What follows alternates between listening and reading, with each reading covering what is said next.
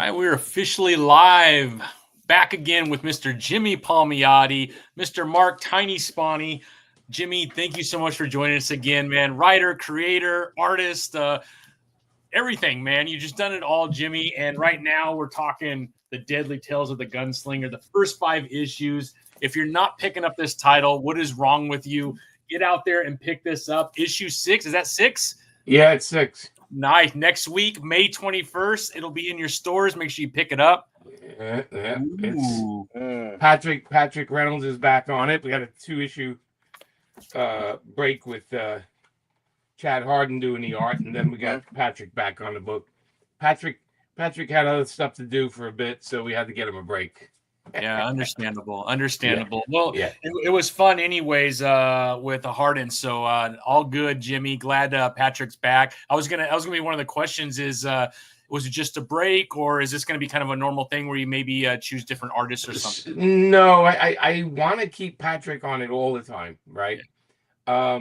Something came up with him. He had to take for 2 issues. Mm-hmm. We knew it in advance, so we got Chad to fill it in, and the Chad stories a little bit more written for Chad than it was for Patrick. And then we're back to the, I want him to do every issue. The reality is some artists, it takes time, right? But that's why we have such a lead in on it. But that stuff's catching up real quick. Mm-hmm. I'd rather a book not come out for a month and then keep the regular team, but that's not how companies like it. They don't want to skip a beat, and my whole thing is, Patrick's setting the tone for everything, right? So, the 2 issues that Chad did, they're beautiful, but the tone was different. The look was different. It was more, Chad's stuff is a little more, bouncy and animated looking. It is great. Don't get me wrong, it's great. Yeah, and there's some crazy stuff in it. But Patrick's stuff demands a little different storytelling to it. It has it's paced a little differently. And again, I think after doing Jonah Hex for I want to say 100 and something issues, I kind of tend to write for the artist. Yeah. Based on what the artist likes to draw and everything. But Patrick's working on, I think he's on 8, hopefully right now, and issue 8, and then we have it's a big story, like from 6 to at least 12, I think, or it's either 12 or 13. It's just one giant story that covers a lot of stuff. That's a lot of questions people have. That's covers a lot of it. At the same time, you close one door, you open up 40 others. So, so I did want to say on the, with Harden on the art. But first of all, I wanted to let you know that since you and I talked last, I've watched 3:10 to Yuma and Bone Tomahawk, and I agree that that's the marrying of those 2 movies is the same vibe as Deadly Tales of Gunslinger. Yeah, I kind of like the the one thing. Again, I'm a kid that grew up in Brooklyn, and there's a quietness to the West that is. That Patrick captures, there's this, it's not, we live in a kinetic world, right? Stuff's in our face, we're visual. This book has a different feel, and those 2 films you mentioned, they have a different pacings. Obviously, there's different pacings yes, definitely in them, and they're brutal, especially Tomahawk is brutal. Oh yeah. So with the Gunslinger, I didn't want to do Todd's book, I didn't, because Todd's got that covered, Oh yeah. And it moves at a different pace. I really wanted to get the West is a character in the book, the world he's in, and the world he's in it's not complicated, it's just that it's sort of like the X-Files. These guys always have crazy stuff going on around them. He's almost attracting this stuff in a way, and we explore that in the book. And it's funny because every conversation I have with Todd, he asks me crazy things all the time. I'm asking him, like, what if our guy takes his hat off? Like what happened? What goes on? And then he tells me this crazy stuff, and I think in issue 6, I actually have the just to give a little bit away, not much, but Yeah. something happens and his hat, he gets caught in this thing and his hat's gone, you know. Um, and then later on, I'll show you a little bit. And later on, the hat just kind of comes back to It just comes back. and that was a whole conversation with Todd. I was like, so this separates it. It's part of him, and I was trying to understand. And he's like, well, he said that they wouldn't be separated for long, and he said, but if another person tries to take his hat off, it might not be the same thing as when he takes his hat off, right? And I'm just, since Todd's got all this crazy stuff, every time he calls me, I'm learning like 40 other things. Yeah. And I'm like, oh my God, I'm going to either be writing this book for 19 years or and he'll tell me stuff. He'll tell me things like, well, he can't read. And I'm like, what do you mean he can't read? He goes, well, he's, and I'm like, okay. I said, well, it's good to know because I have to cover that then in the book because I can't. I said he grew up with an educated family, so I have to address why he can't, and that's easy to do. But it's funny how it's funny because I've never written a book based on an existing character that is so much not known about the character. And again, I don't really have the Todd room where I can run into the room and see what the hell everything is. I ask him, but I don't want to bother him so much at the same time. That's where Thomas comes in, the editor, and then he goes, well, let me ask Todd. Let me see what he got to say about that. And then Todd will call me, and then he'll go, oh man, that scene where he did that. Oh my God, that's crazy. And like I love him because he'll call me very enthusiastic, and he's just like, oh man, that's like, he goes, I felt that, like I felt that emptiness there, and I whatever. So it's really exciting to work for a guy that's so involved with the series. I don't usually get that, no Mr. Marvel or Mr. DC calls me up and starts. I will say though, years ago, I did have Stan Lee would call up once in a while and he'd go, hey Jimmy, how are you? And I'd be like, what's going on? He goes, I read that new Inhumans book. Oh my God, that's fantastic. And I used to get those phone calls once in a while and up at Marvel Nights, and there's nothing like Stan Lee calling you on the phone and you thinking it's your buddies screwing with you, but it was actually Stan. That would be a pretty good call to receive, I think. That would be pretty cool.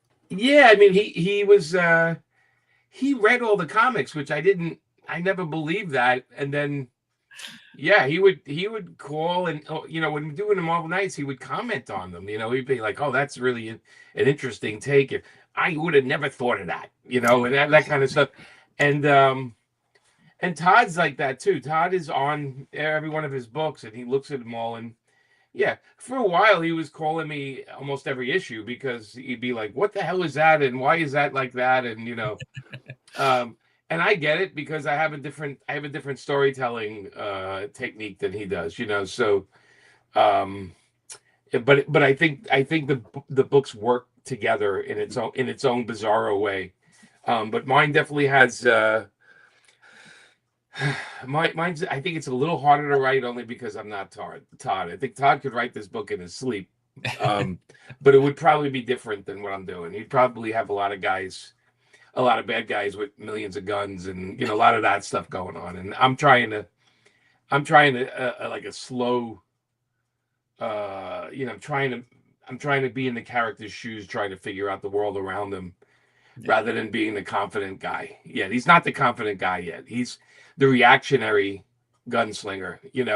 The world is going crazy around him, and he's just trying to stay alive. And he's taking it pretty well, though.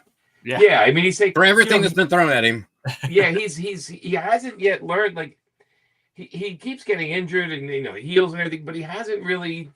There's no line drawn. He doesn't know how far that goes, and he doesn't know. Like I said, and then the wolves are another issue. The wolves are there sometimes, and then they're not. And actually, in issue 6, there's a scene where the wolves are held back from helping him, and it's an interesting.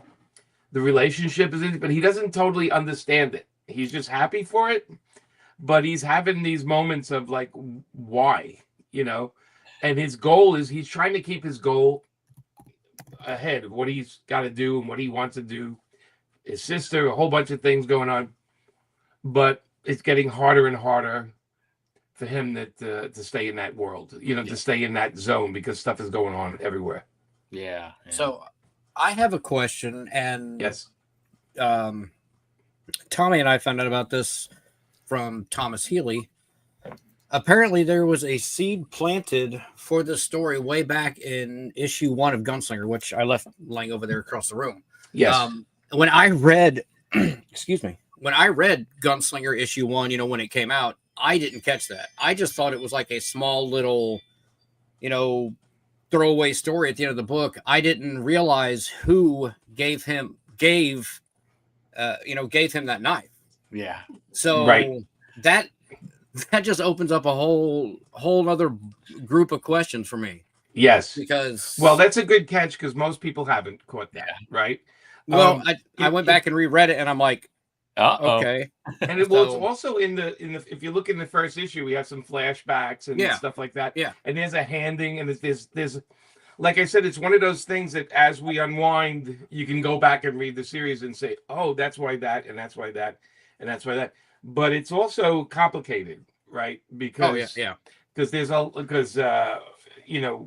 we're learning who not only this gunslinger is, but what his purpose is. And at the same time, like I said, we're getting backstory on him, which I had to read obviously every issue that this character ever appeared. Yeah. And, that was a key. Of course, number one would be like have a key thing that I have to pay attention to. Mm-hmm. And we had that discussion. Todd and I had Thomas had that discussion of like, okay, so this is this and that is that. And so now what's my path? And they're like, this is your path with this character. And this is where I am with it. But you shouldn't tell it all right away. You got to pull it out a little bit because there's more to it than just somebody handing over so there's more to it. I'm sorry, I'm always talking to you guys like I'm in the middle of a puzzle. No, but that is part of the story, right? The part of the story is I will say this, I don't want the whole story of this to be a puzzle you solve. Yeah. Because it's more about who he is and how he's, the stories that go ahead. The worst thing I can do as a comic book writer is make a book all about just the one thing of who he is and why he is. It's actually about 55 other things. And then I introduce, in the end of issue 5, we see an Indian girl. Did you see the last page, right? Yeah. And she is a key character in his past. And that comes up in the next couple of issues. And her name is Zianya. Yeah. It's spelled Zyana.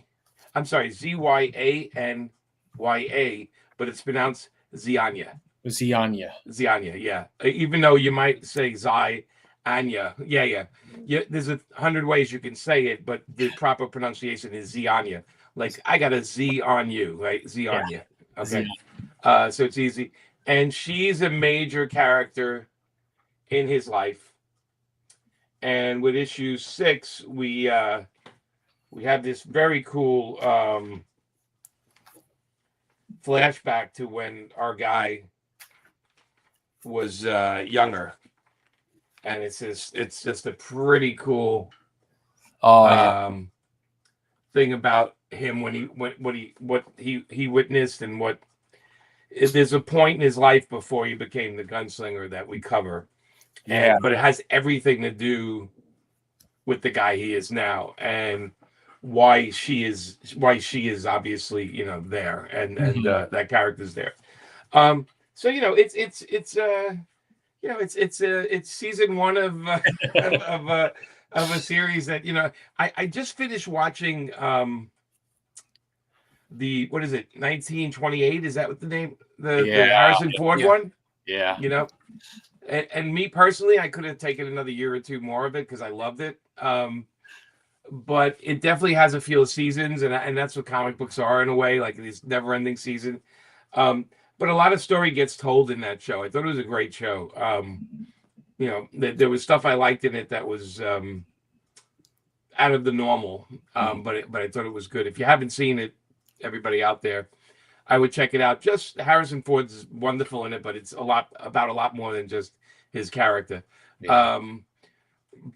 Yeah. So anyway, so we're having fun on the book. You know, I'm still a little nutty because I'm not used to comics where covers just do whatever they want. Like, Yeah, no, they don't tie to the story. I always say, you know, I wrote it so far in advance. You guys could actually give the script to the artist and let them match it. And I look at the covers and I'm like, oh yeah, I didn't do that, but that's not in the book. But that's a pretty fun thing, you know. You shoot the guy, but looking at a mirror. I mean, how lazy can you be? I mean, you know. And then this one, I was laughing because it's got a random hand. Oh. Like there's like a random hand, like, and to me, he's shooting, and I'm guessing the artist was saying that monster's in the foreground. Yeah. But it looks like he's just trying to grab some gunslinger ass, you know. It's like, but people love the covers, and who am I to say anything? I'm looking at that one, and I'm just going, "What?" I said I didn't do that scene, but man, that looks pretty good too. Yeah. I'm like, now I got to come up with something. I'm not used to that. I'm used to giving the book to somebody, and they have to come up with a cover that matches it. Yeah. But that's the beauty of this, you know. You're getting stretched in all kinds of new ways, Jimmy. I am. It's, you know what? It's a good thing because nobody should get comfortable at their job. No, that's dangerous. Yeah. So you had mentioned the Native American woman that's following him around. Yes. So when I read these all as they came out, and then last night I sat down and reread them, and you notice different things as you pick things out, or as you're going through it.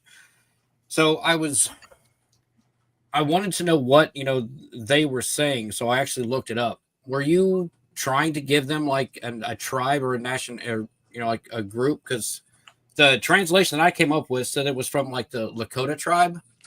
Yeah, so it's loosely based on it because I don't want it to be a specific thing because I mess with some of the mythology in it, and when you do that, somebody's gonna go, well, that's not exactly this, and that's not exactly that. So it's a comic book where a guy's running around with a giant top hat, and it's crazy already, right? But I do like to base it on some reality. So I'll go in and I'll research a little bit and say, okay, I don't want to make it exactly that tribe, but I do like the language, and I do enjoy the gods that they have, like the things that they worship and stuff. So I try to mix it up a little bit again because I want the American Indian, although I love so with Indian tribes there's a lot of contradictions in history about how they really were, how it went down, and then how it really went down, and everything like that. So I'm trying to sort of stay in the middle of things and create something new at the same time. But as you read her story, it's gonna make total sense to what was going on at that time. And again, it's after the Civil War, so there's a lot of stuff going on there. Yeah. Well, my favorite panel that I translated, excuse me, was this one here. She says wolf, and he basically just says put to death.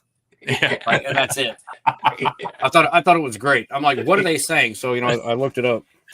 I like that one. I don't take things lightly when I write. I remember you do your homework. Yeah, I was doing Harley Quinn, and Amanda and I mapped out every issue, like because she was living in Brooklyn in Coney Island. Yeah. And we mapped out every road, every highway, every major building. And in the story, if you lived in Brooklyn, you're laughing out loud because there's things that they see in the story. I had the guys. There's a group, Coney Island group. They do like the Coney Island, the Mermaid Parade every year and everything. And when Harley was coming out, they used to write me and go, "Oh my God, like you got everything down to that, and I think you got our buddy Bob in the background." And I said, "Listen," I said, "it's easier for me to set something in a real place." Because I know the boundaries and the perimeters, and then I have to get the research, the reference for my artist. But I said, but it's with Harley. I think one point we had Harley. She has a catapult and she aims it towards Manhattan to hit the DC building. And Amanda figured out which angle it had to be at to hit the building, the DC building. We figured it out perfectly because we knew somebody like Tiny Swanee would be out there going, wait a minute, that's facing 2 west. That would have been New Jersey. I don't know. I don't know if I'll get that specific, but yeah, I would definitely. Well, I did have one question. Sure. And I realized it in issue 2, and I didn't know if maybe there was like a word bubble missing or something that I missed. Yeah. But he asks when he's being tortured. He says, "How do you know my sister?" Mm-hmm. And he never mentioned that before. He never said anything to, to Javi about his sister. But he's like, "How do you know about my sister?" So I don't know if like there was something missing. Let me see. Let me get my number 2. At the beginning of issue 2, right? It was like it's when he's being tortured. Yeah. And he's being nailed to the wall, and he says, it's like the second page. He says, "How do you know my sister?" But it was never mentioned, unless I missed it. Or third page, maybe. Yeah. Not It wasn't in the just first. It wasn't. I thought it was referencing something in the first issue, but let me. Of course, I have every issue except 2 in front of me. Where did that go? Hang on one more second. Yep. I got all the pop kills I need. Jesus. That's been great too, Jimmy. They sent me a box of those. Hang on one more second. Yeah. 4. There's 3. I'm sorry, Jimmy. It's not that big a deal. I was just asking a question. If I put something, it's usually a reason. Okay. Yeah, I was just curious. I thought maybe I missed something. Okay, hang on one more second. Just humor me for a bit. Here we go. Number 2. Okay. That crazy cover. Yes, the Mark Spears cover. That doesn't happen in the book either. Okay. I think it's page 5. Okay. On the right-hand bottom side. Yeah. What do you get? Page 5. 1, 2, 3, 4. Oh. Yeah. Okay. So this character is he's the guy that keeps morphing. Yeah, he's the changeling. He's the morphine guy. Yeah. Or, yeah, the morphing guy, whatever he's. He knows a lot. Oh, okay. Okay. he knows everything there is about this guy, our hero. Okay. And so that's him going like this, I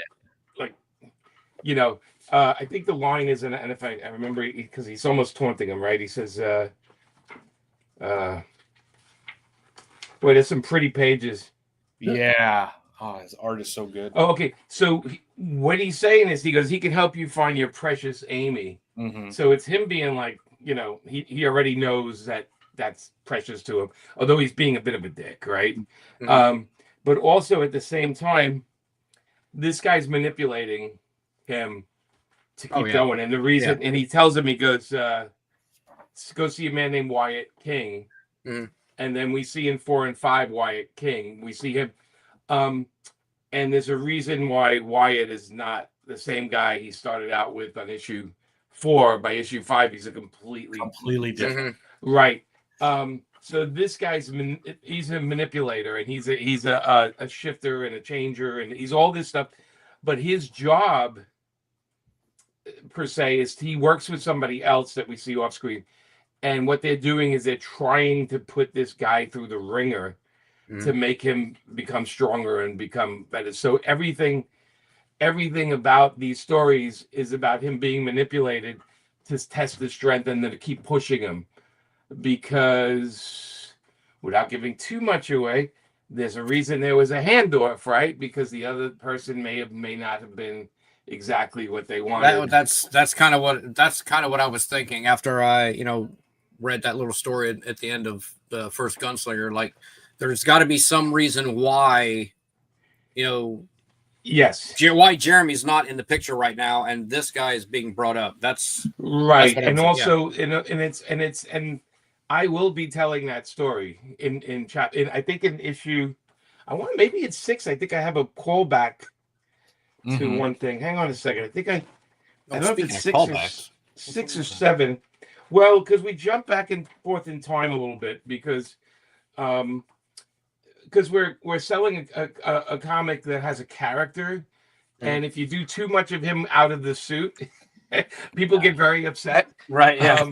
And because realistically, if I was writing issue 1 from the beginning, the way I would see it, like linear, we wouldn't have the Gunslinger till issue 5 or 6 Okay. in the book because there's a lot of story. So Yeah. what I have to do is lay out the stories so the characters can, like, something said, and then it brings his brain back to like, oh, this is why this happened, and then we go through that backstory. So issue 6 is a really he's it's exhaustion and the memory of Ziania that triggers something, that there's something. Why is she tracking him? Why is this so important to her? We learn that in this issue because they've met before. And when you said a callback, as soon as I saw this, I thought of issue 175. Oh yeah, with the dynamite. Yeah. That's what Jeremy does to one of the guys in the barn. Yeah. I will say I didn't remember that. I just did that. Oh, okay. Because I kept thinking, how would you totally get rid of this person if you can just keep cutting them up? And I said, dynamite in the mouth might do. If it was an adult comic, like real adult comic, it may not have been the mouth, But I just figured for this book, the mouth is, that panel is clear enough. What a horrible panel. It's like, and what's fun about Patrick is he draws it so bleak. It's just like dynamite in the mouth, and then just the fuse going. You're like, oh, that's gonna be messy. And see, that's what I like about Patrick's art. And when I first saw, the 2 books, the 4 and 5 that Harden did, at first I was like, what's going on? Like, and I even reread it. I'm like, okay, what's happening? But when I went back and reread him last night, I think his artwork fits like the circus part of the story. Like, it's loud, it's bright, it's vibrant. That's what the circus is. And then Patrick, he's more of like the bleak, desolate. Not I'm not dogging his work at all, but I mean, he definitely sets the he set the tone for the series. Chad's story, I don't know if you noticed it, the point of view was not exactly Gunslinger. It was the people, all the people around them all had a lot of story. I don't normally do that in the book, but I thought for this story it makes sense because the circus is a family, and the family, one part of the family was running away, and he was running towards the stuff they were running away from because all he wanted to know is, where is this guy? I need to talk to him. I mean, so much so he has him tied up on the wheel, and he's still asking about. They're throwing axes at him.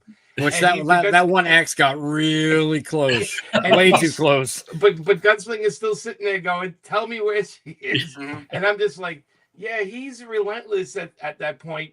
He's so relentless that he's turned off everything that's going on around him. He doesn't realize his life is at stake. The place is getting crazy. The main guy's losing his mind.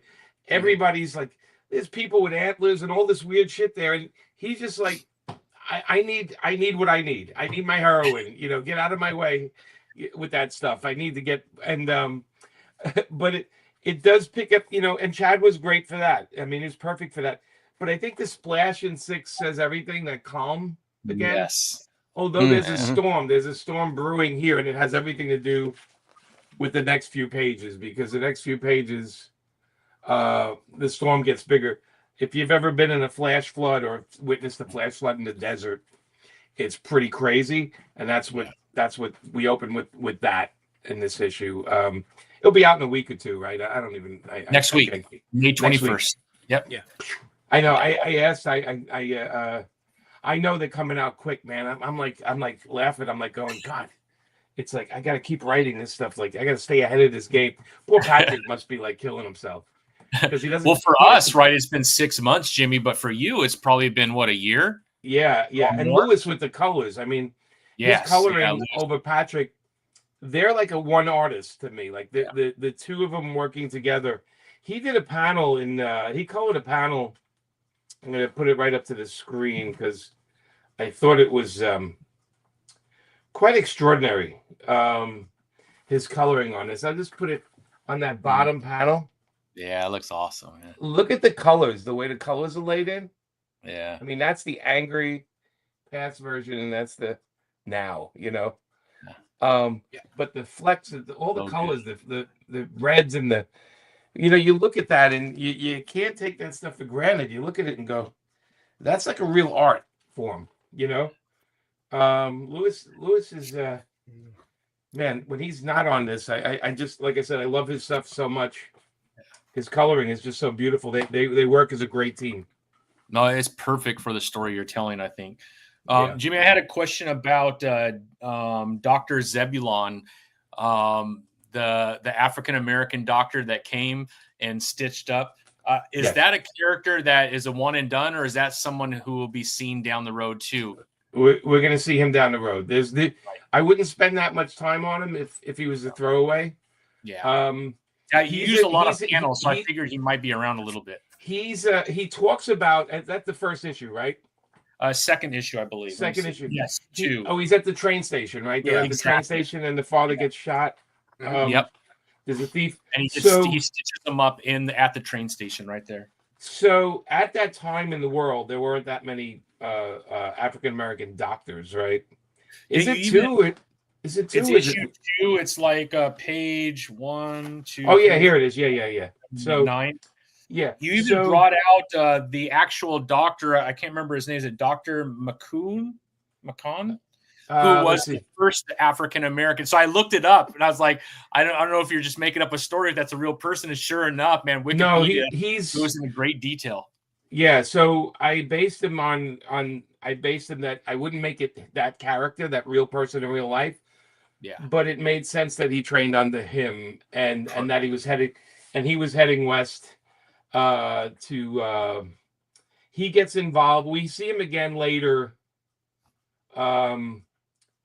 And there's a connection made there with him and the father, and we see them again later. That there's a story there where he gets in a spot, and the father gets to repay him for the kindness that he did. I wouldn't throw that there. Like, that's a lot of research for something you're never going to see again. And I think I told you guys when I first came on that I have a Bible, this Bible of the history. So there is a piece of history there that has to do with the father and him. But I thought it was a good time to introduce him, at least initially, for a couple of things, right? For a couple of things, to note that there were African American doctors, and that he was heading west for his own reasons, and the father had another reason, and that the open-mindedness of this family has everything to do with how the son and daughter adapt later on in life. So little lessons in there without beating you over the head about things, because at the end of the day, I want it to be interesting and it's a good story. When he makes his appearance back, which is funny because it'll be in a future flashback, when we see him again in flashback, we get to learn a little bit more about the character. And again, if we build up characters in a way that they're different people than the other people, we understand how everybody reacts differently, right? The worst thing you do as a writer is write everybody like yourself. I don't do that. I actually look for people that are completely different and try to walk in their shoes for the character, because it makes the comic better for the people reading it. It is hard to keep everything in your head in its aisle. Especially I'm writing 3 books a month right now. So when I write Gunslinger, it's Gunslinger month. Yeah. It's not, I don't write Gunslinger the first week and then do the other book and do the other book. Because right now I have a Harley and Elvira that I'm doing, which could not be any different than this. Especially since Cassandra Peterson is going through the script. So she's giving me notes and everything. Yeah, it's kind of funny. Her go-to is make it raunchier all the time. And and DC's go-to is don't do that. Don't go that far. And then I'm writing another thing.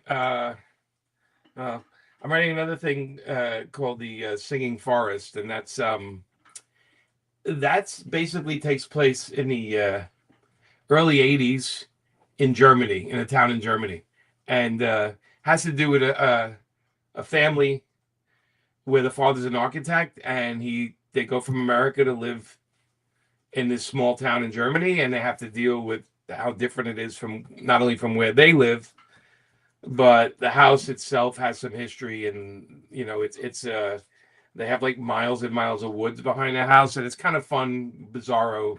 So anyway, they couldn't be any different from each other. But what I do is I'll take I'll take a month, and not it could be the middle of the month, or whatever. But I will say the next 3 or 4 weeks will be only Gunslinger, and I'll try to get 2 issues done, or and then lay out the third and the fourth one, so I have continuity with the characters.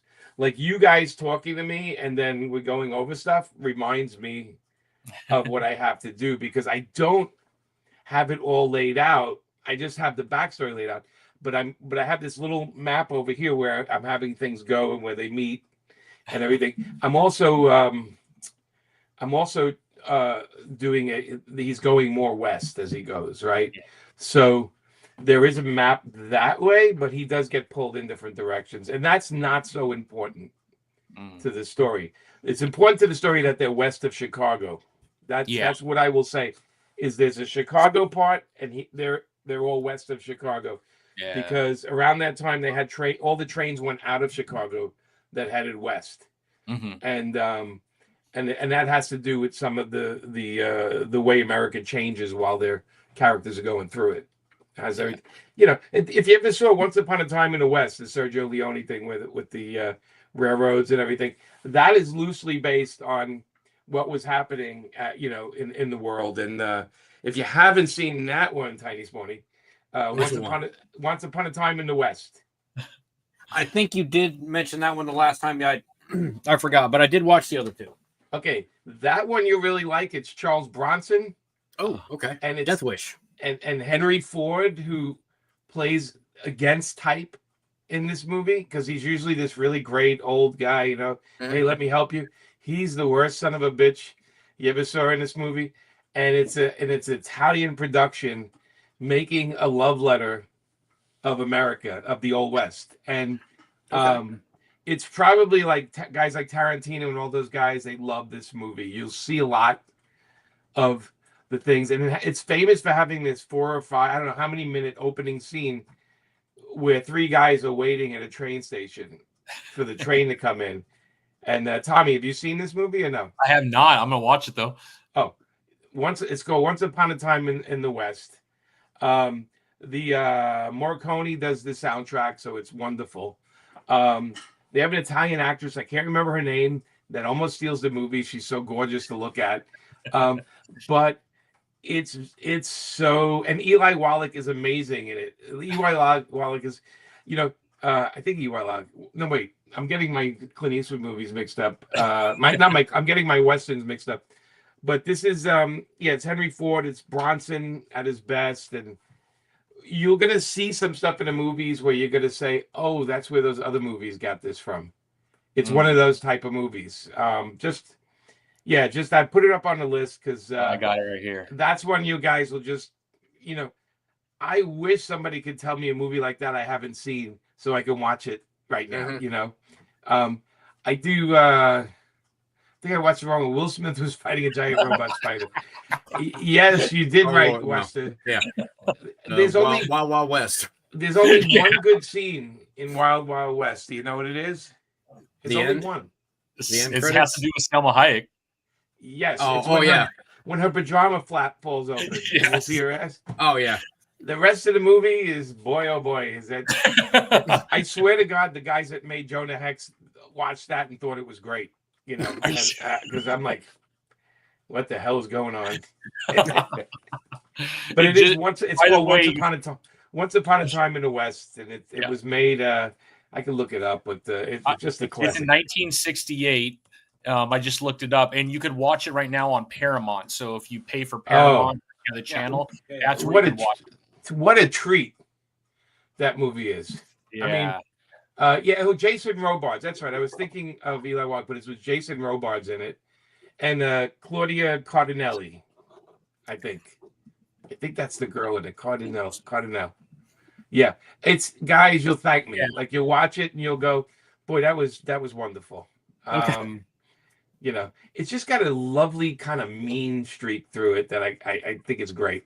Yeah, I love it. Definitely be checking that one out. I do have to say that you're doing great, like fleshing this guy out. You know, for a guy that doesn't really have a backstory. But my favorite part is just some of the banter that you put in there. Like, you know, they're the guys. They're all coming out of the brothel, and they're like, "What's going on?" He goes, "It looks like a group of angry whores." Like, you know, like it's nothing. Like, oh well. Well, when you have a whorehouse in the middle of town, you know, you kind of I was like, that was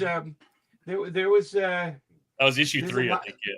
There's a lot of stories in history about those whorehouses because, like, you know, the more mining there was nearby, the more money was to be made by having a whorehouse.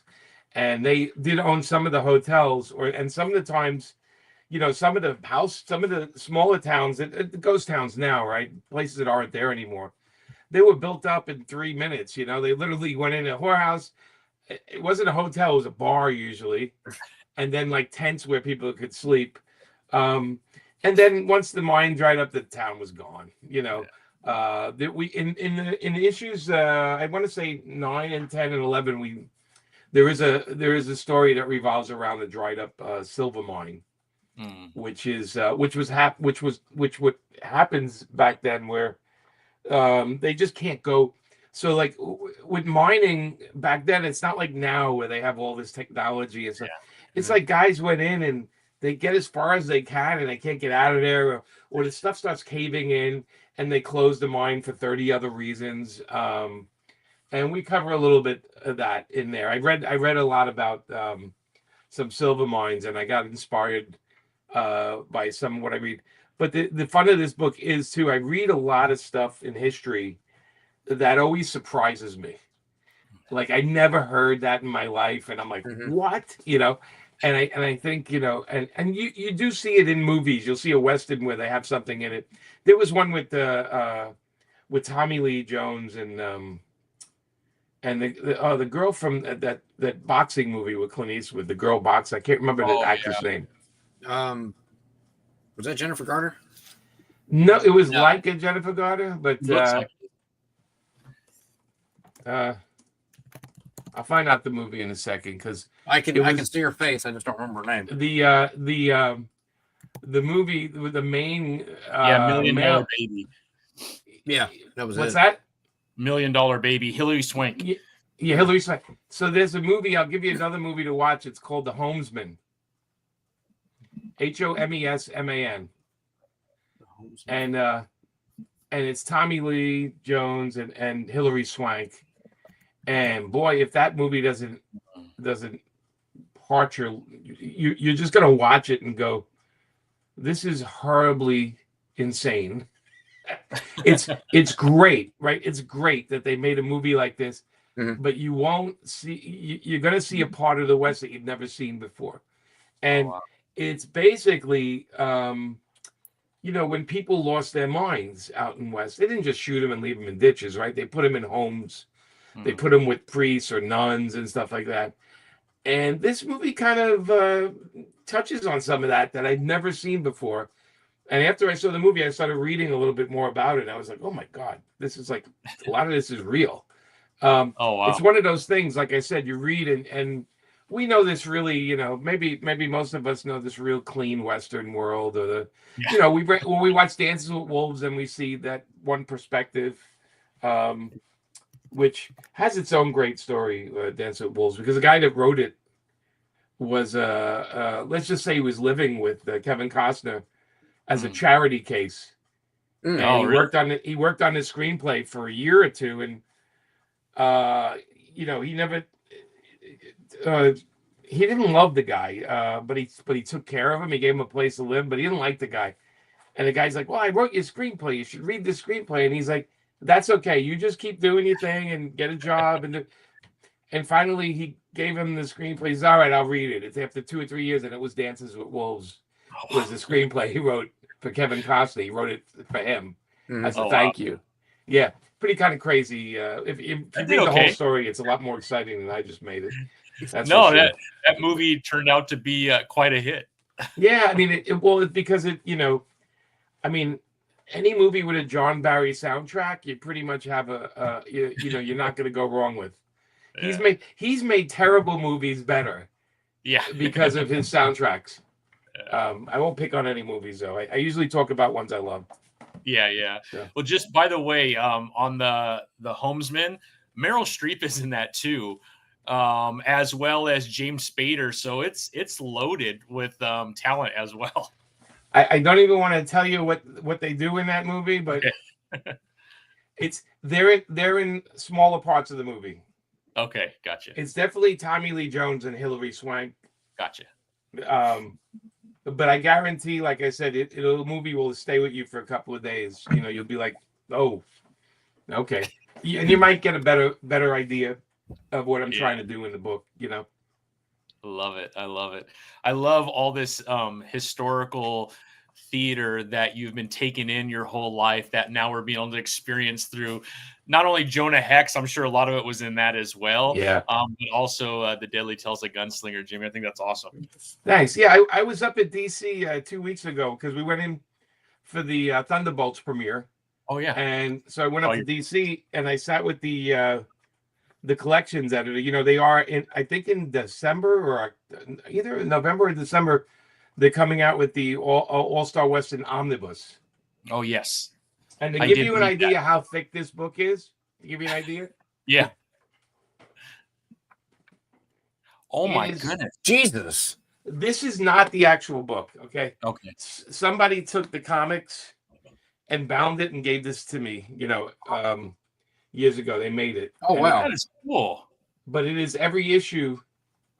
Yeah, they made their own little back thing and everything. But it's every issue. I think it's 30. I want to say 33 issues. I'm trying to remember how many I wrote. The last one was the Darwin Cook issue. Mm-hmm. Yeah, it was 34 issues. So that omnibus is going to be 34 issues. That's times. And remember, the comic had more than 22 pages because we had backstories too and stuff.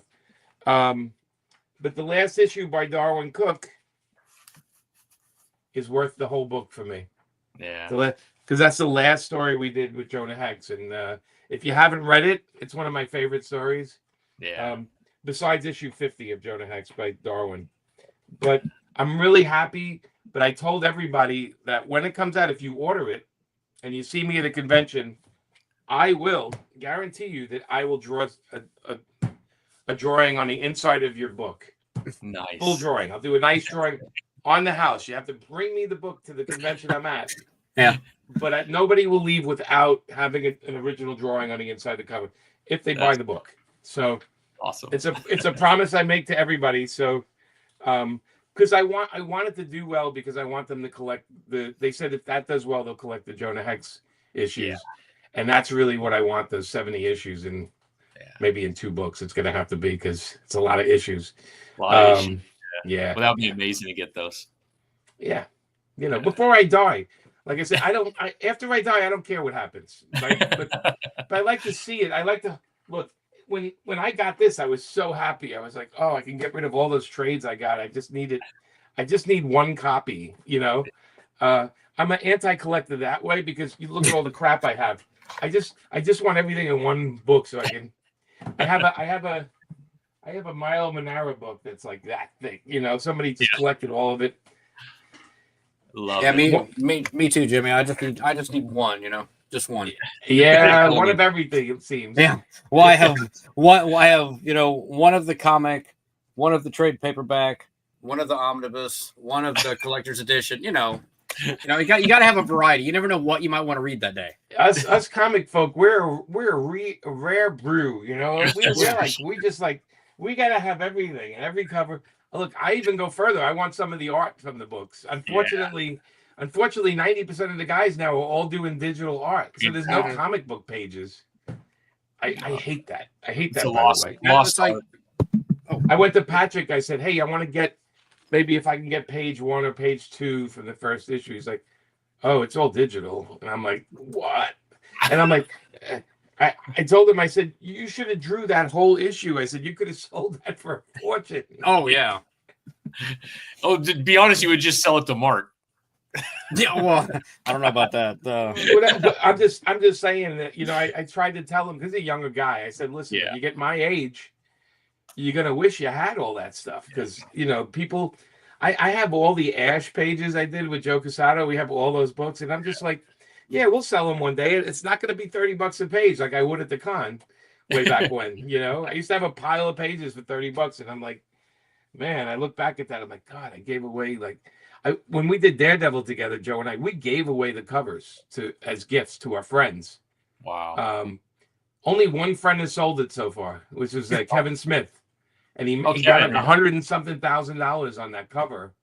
Wow. And I'm still waiting for a check. I keep checking the mail. Right. To see if he. It just got hung up. It like fell between the seats in the postal truck. It's coming. When I see him, I'm going to shake him down. There is no doubt about that. It's right next to those pages that you lost so many years ago. Yeah, that's it. We all try to buy back our childhood on some level, you know. Yeah, it's so true. So true. Yeah, it's a really, I don't know. I enjoy it. You kind of wish that you saved it, but you know, I could be into a lot of worse things. I love all this. It's ridiculous. And some of it is, and it is ridiculous. Like it is, but it means a lot to me. You know, it means a lot to me. I have statues that are one of a kind. This is a one of a kind. This guy, Sean Nagel, sculpted this when we were doing Exo Zero. Oh, that's cool. He sculpted it. It's just clay. It's just hardened clay, and then he painted it. Arik. You know, like it's cool. And he pulled a resin one from it. You could see from the clay one that I had. You can see the resin one he pulled. That's awesome. That's cool. And he signed it. It says number 3 on the bottom. But like I said, that stuff to me is like, you know, that's part of, you know, when I died, I don't go in a flea market booth. Right. $3. We're excited about, you know, what we have, but you know, and then we want to show our friends and they're like, oh, okay. That's like, you know, you so do you. I have buddies that are neighbors, they don't buy comics. Mm-hmm. And they come in here and they just kind of respectfully look around. Yeah, that's it. They go, oh. And then they're like, all right, let's go to the bar. I'm like, okay. Right. I don't expect them to understand. You know, I don't. I'm sure you guys are the same. Like I'm not gonna try to tell them how great it is. They don't understand that. They're mm-hmm. You know, my most of my buddies are into sports, right? I'm not a sports guy unless I'm actually playing. If I'm playing, I'm totally there. But if I'm not playing, I'd rather go to the movies, to be honest with you, you know. Or if I'm sitting in the bar watching a sport, I'm more interested in talking to the people around me, because I'm always, I like the history of people, so I like to hear their stories or their father's stories, you know. Yeah. But we're different. We're comic people. We have we watch the Superman trailer and start looking for things, and we I love you. You buy the comic and you start looking up my reference and everything. I did a deep dive, and yeah, you're definitely doing your homework. But so the kind of good thing with, you know, you writing the Deadly Tales, and then Todd is writing the Gunslinger, and you guys are always in constant contact. So that means that at some point, something from your story is going to get referenced in the future book. I mean, I would assume so. That that's eventually they're going to. That's on Todd, right? Because yeah, you know, he has to. I don't know if he's in that place to do that right now, because he's got his story is moving like you know. Yeah, his is like right now. You know, in the other one, they're not really focused on Amy. Their stuff, you know, he's not looking for his sister at the moment. He's got his own crisis going on, but yeah. And I don't expect Todd to be like, oh yeah, I remember that time, you know, back when I killed all those, you know, prostitutes and that, you know, the whores, the angry whores in that brothel. But I just, you know, wondered if, you know, at some point Todd is going to do, I'm sure he'll have to do some kind of callback to kind of, you know, tie them together or give a nod to he's the only one that can, because I really can't do a call forward to him. Right you know, so he definitely has the steering wheel on that one. Like I literally, all I could do is tell the story. Although I think I mentioned to you guys, I didn't know you could have nudity in these comics. Like you know, Yeah, like you did. Yes. yeah, you and I did. was like, I was very surprised. It's not that I ever wrote they're topless. It's just I just said they're bathing nude or whatever. Or Mhm. the you know, it's whores. A whore's gonna have a top. You know, Well, it's he a kept it whorehouse. tasteful. I mean, he But I kept it do love that. tasteful. It wasn't But I still gratuitous. kind of keep the language to a minimum. You know, because I'm Mhm. just like, you know, do I really need to go to that, or can I just find some other great way of saying, showing my utter disappointment in other people? You know, the Brooklyn in me wants to curse like a sailor all the time, and when I'm writing a book for Marvel that's coming out. I think it comes out around December, and I keep writing the editor like, is this an adult book? Because I'd like to change some of the dialogue, and he's not getting back to me, and I'm laughing because I think he just wants me to leave it alone. But if he tells me like, and you'll understand when it's announced, you'll understand why I'm asking that, because I would love to really put some colorful language in there. I know some great horrible curses that just or that things. I remember it was Blade 3 where can we say horrible things on here or does it get censored? All right. No. There's a thing in Blade 3 where one of the main characters called somebody a cock juggling thunder cunt. And I remember that and going, that's wonderful. Like that's Yeah. like a cock You need to juggling try thunder to- cunt. What is that? Like You don't even know what it is, but it sounds amazing. you know, it's just crazy. So Yeah, you can't really just work that into everyday conversation. There has to be a reason for that to come what out. Eric wrote right there. Yeah, Eric has a really good question there. But it's not. But you know, Eric, it's not anything's. It's just not all as simple as all that. but it does give away a little too much for my story for me to be comfortable right now. But it's not everything you think it is. Yeah, That's just a snapshot of a bigger story there. It was a reference point because again, Todd, and did Todd write the first one, or there was somebody else wrote that right in the issue 1 of Gunslinger, that short story in the back. oh yeah. I I didn't. thought that was Todd. I have it right. Hold on, just a Issue second. one, yeah. But anyway, it's all part of the backstory. It's very multi-layered kind of thing. But I don't want to say you're 100% right, Eric, but because I don't want to ruin anything for anybody. Yeah. But there that is a part of it. I think in the first issue Are you talking about the actual knife? yeah, he's talking about the actual scene because you told him it was in the first issue. Yeah, it's right here. Yeah, it's a small gift. It's in the very back of the book. Right. Yeah. And in issue 1, right there. We see it again in issue 1 of my book. But it's only, and you could say by all this stuff, it's only one small part of what's going on right there. You know, there's a lot to it. We're getting to it. Oh wait, no, Todd did not write a small gift. Did it? No, it says Ailes not additional plot script, a small gift. Who wrote it? Ailes Cott. Yeah, I mean, I like to look at it as that's all. Yeah, Ailes Cott. So, but that's under Todd. So Todd, literally says, "Hey guys, write this part of it."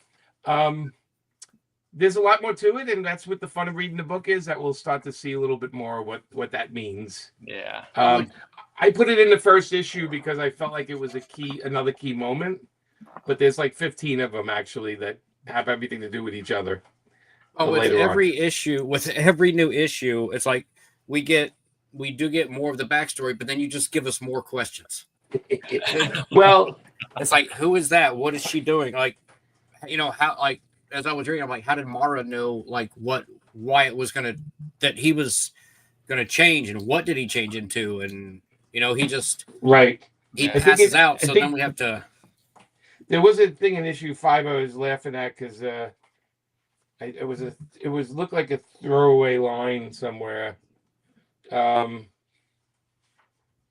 With the girl that could see the future, she said something to him, And that has something to do with something later on too. Yeah, she says something like she can see it, or she doesn't know why or how, but she can see it.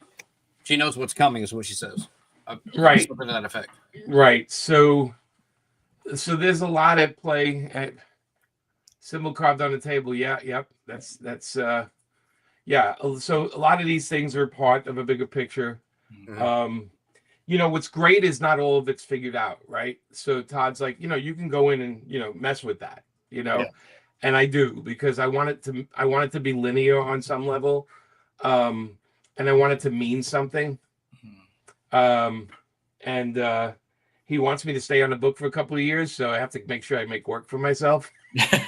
No, you're definitely doing that. Yeah. The worst thing you want to do is just, here's everything. Yeah. Like there's things that different kinds of writers do where they give you everything, and then you have trouble connecting with the character again. Because it was funny. Somebody was talking to me about Harley Quinn, because and I think I might have mentioned it to you guys, that Zero and John Henry show up in Zorro. Oh, that's up to Todd. That's out of my control. I would, if somebody asked me to do a Jonah Hex Gunslinger, I can write that in 3 seconds. Yeah.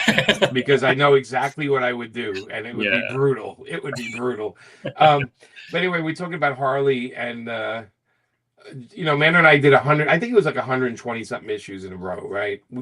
Whether it was the side books or whatever.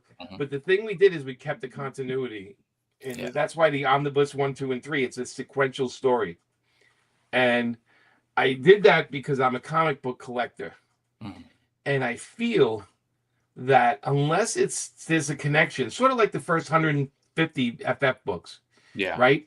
There was this constant. You felt like you knew where they lived, the family, the way the family worked together, the Fantastic Four and everything. The minute you take a walk outside that continuity and start putting out books where the character does anything and anywhere and shows up any place, and you don't have the continuity book anymore, people lose interest in the character. And Harley was a prime example, because when we left the book, almost right away they put her back in Gotham, and they got rid of the supporting cast we had for over 100 issues. They just said, well, let's get her out of Comie, let's put her back in Gotham. And guess what? The character became less interesting for people, and they lost the story continuity because nothing was at stake anymore. It was just like, here's Harley Quinn, now she's being crazy. Here's Harley Quinn, and there's the Joker. And when you do that, for me, I've always felt like I don't think the guys in charge understand how people read comics. Yeah. Because we want the continuity of the story, and I always felt like a What If and Elseworlds were fun, and I felt like anything that wasn't the regular monthly book should go in Elseworlds, or it shouldn't be 5 Batman books. There should be 1 Batman book that's continuity. And then if you have a detective story and it's separate, that's fine. But it shouldn't be 5 miniseries of Batman having another adventure. I'm like, he's just become the guy, the millionaire superhero guy. There's no story continuity. There's nothing at stake anymore. Yeah. Because in those issues, nothing's ever going to go wrong or bad, because it's supposed to stay out of continuity. Yeah. And I thought, if you're going to do continuity, that should be in separate books. And that's why Elseworlds and, all that kind of stuff worked for me. And I think it's a thing that they have to learn again, that comic buyers want that continuity. Yeah. Otherwise, if there's 4 Daredevil books, nobody's going to care. Yeah.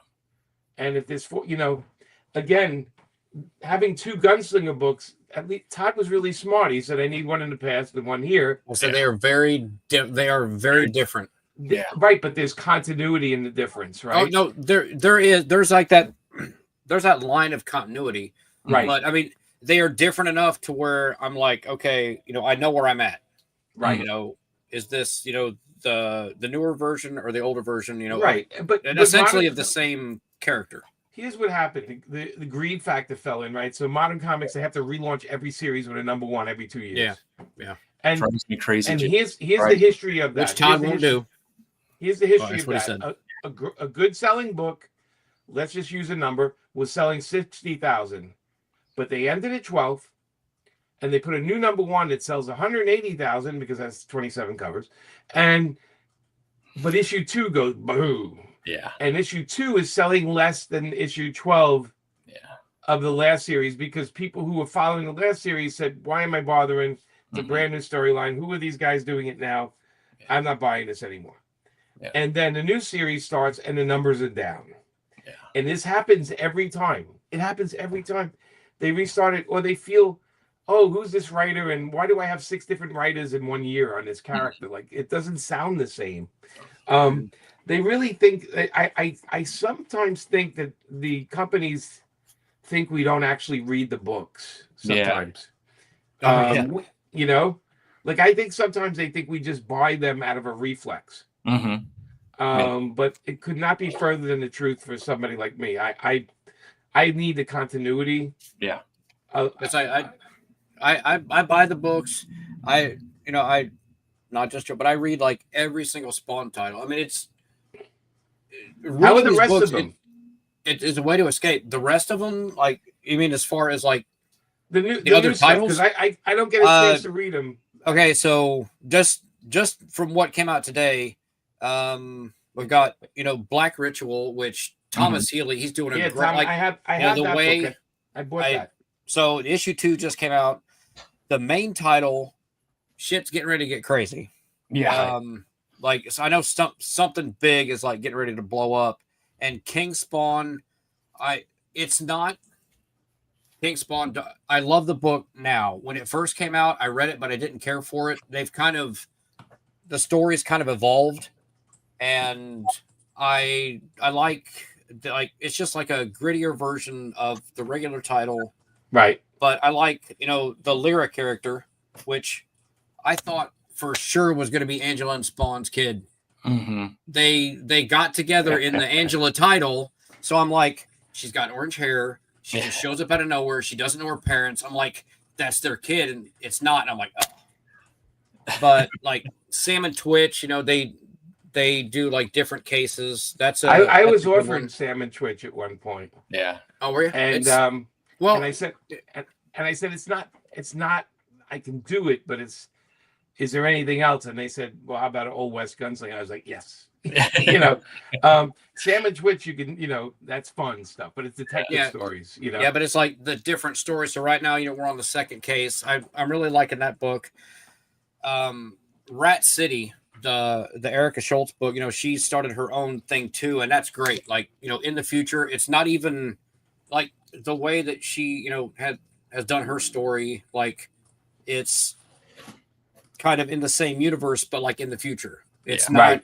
It's not Al, it's nobody, it's its own thing. And that's that's really good. I don't want to dog like anything, but the only one you don't have to talk about the things you don't like. You just I get it. There's only been one which I've said that I didn't care for, and the Scorched is starting to get like really serious. It's been kind of playful, as it goes, but they're starting to get really serious because, like, I feel that these 3 main titles are all going to merge on that story. Gotcha. Okay. So that's just my opinion, but yeah, they're great. But like reading these books, it's like an escape from your daily grind. Like you can go. Can I ask what you do for a living?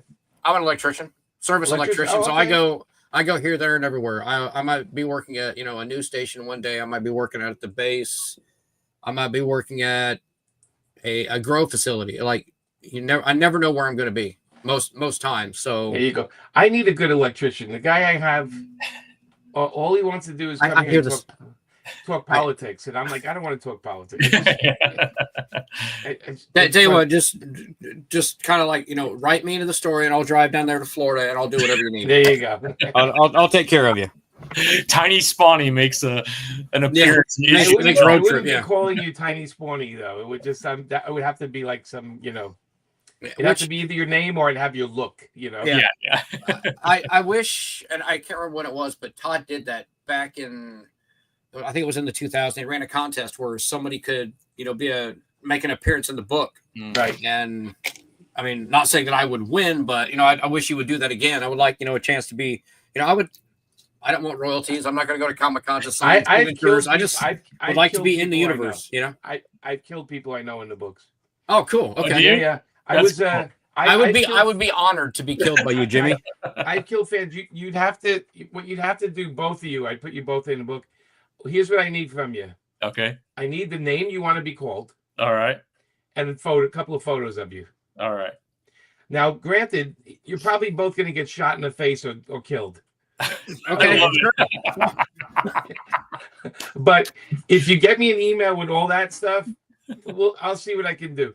I have a long history of people putting me into things. I've been in a lot of comics. There was the last issue of Crimson. I was the guy he talked at the bar with before the issue ended. There's a show called Veep on TV. The president, what's her name? The main Elaine. What's her name? Yeah, I only know her as Elaine, but yeah, and she's also in the new Marvel movie. But yes, I actually met her at the premiere. But amazing actress. In Veep, her Secret Service person is Agent Palmiotti. No, that's cool. That's because David Mandel wrote it and named the agent after me. So it was pretty funny. And then Brad Metzler's books, there's two of them. I'm a serial killer doctor.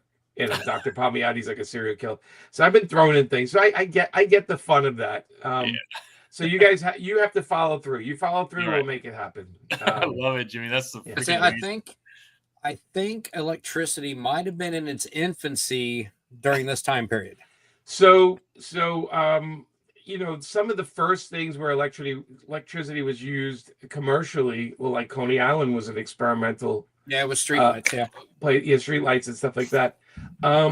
This is, you know, they were used before the turn of the century, yes, and you know, but they mostly were appearing in cities before they were used out there. You know, like something, if I had a story where electricity was part of it, of course, I'd be researching it till exhaustion. Oh yeah. I say the first electrical code book was written in 1890 something. So it's like it's a little right later. At the turn. Yeah, right at the turn of the century. Yeah.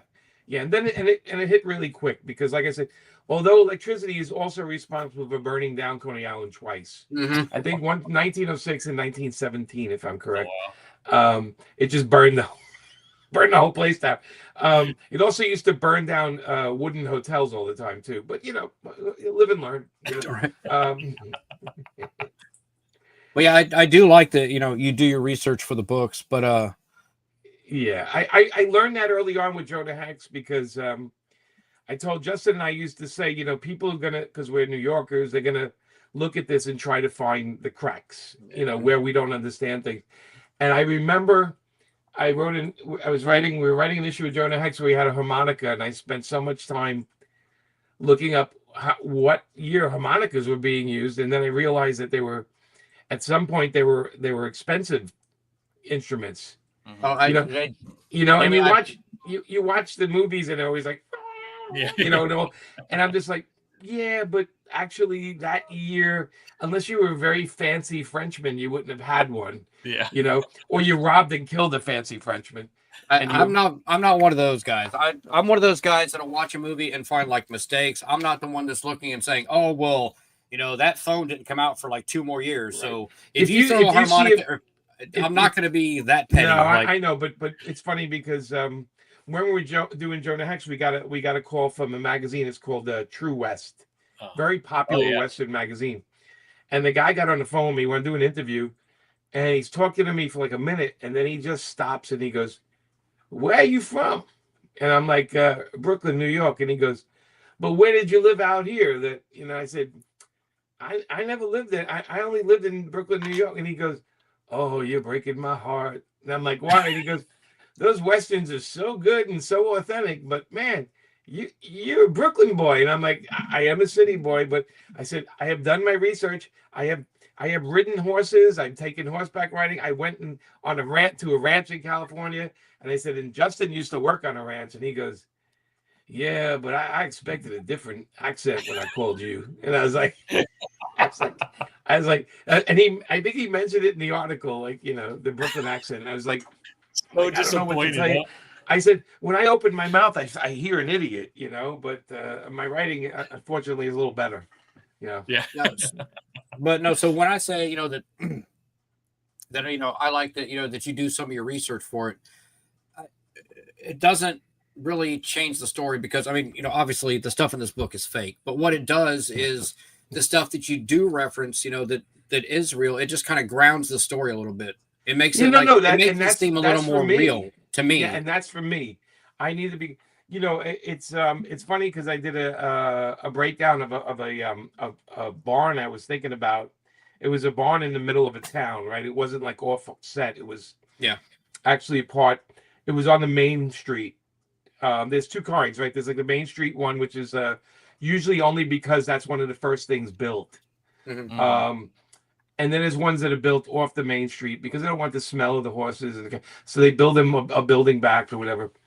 And I was giving a reference to Patrick, and I said, I did some background drawing, and I said, look, this should look like this, and he still did his own thing, which I love him for.